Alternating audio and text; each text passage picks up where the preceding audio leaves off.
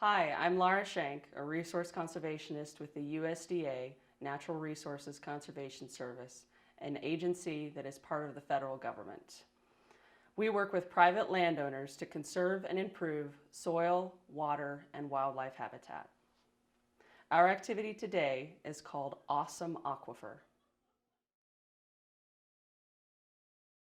An aquifer is an underground body of rock, sand, and gravel filled with water. The aquifer lying underneath Nebraska is called the High Plains Aquifer, or Ogallala Aquifer. It is approximately the size of the state of California and holds 4 quadrillion liters. That's 15 zeros. That's a lot of water. We use this water for drinking, bathing, irrigation, and many other things. This is a map of the Ogallala Aquifer. As you can see, it covers the state of Nebraska, goes into Wyoming, Colorado, Kansas, New Mexico, Texas, Oklahoma, and even portions of South Dakota. This is the water cycle. Water fills the aquifer through the process of precipitation, where rain or snow falls to the ground and either infiltrates into the soil or runs off of the land into nearby streams, rivers, or oceans. This water then turns into a gas through the process of evaporation and condenses into fog or clouds until it becomes too heavy and falls to the ground again, and the cycle begins anew.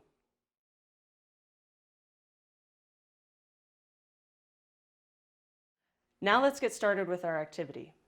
First, we want to fill a cup with gravel. This will represent our aquifer. Next, we'll measure out 40 milliliters of water and pour it into the aquifer. Watch the sides of the cup to observe the movement of the water through the aquifer.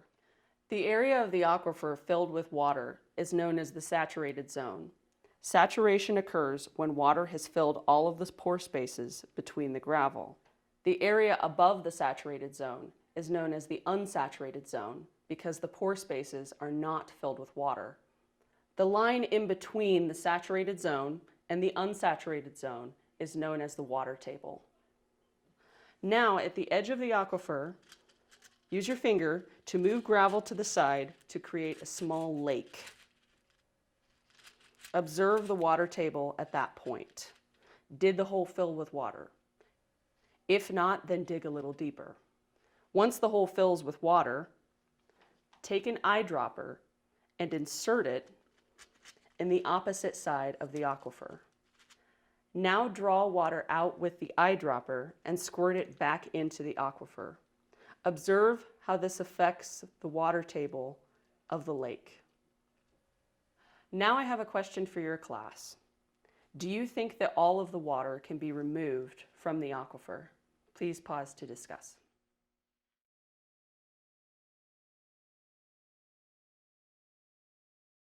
Did you come up with an answer? Let's test it out and see.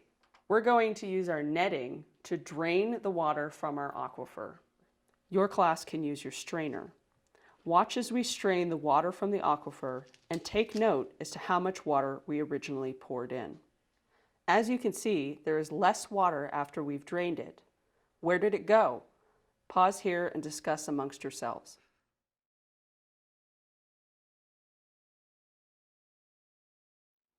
Where did the water go? Did it soak in the rocks? Did it evaporate?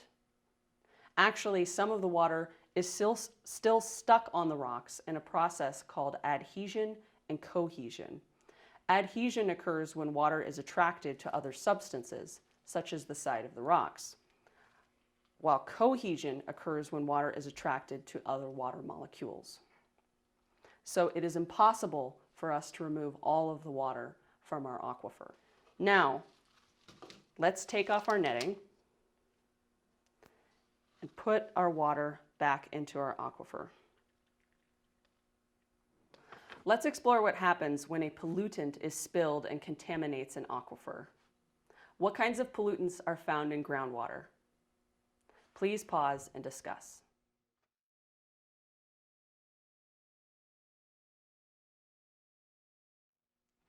Some of the types of groundwater pollutants are pesticides, oil, gasoline, bacteria, and radioactive substances.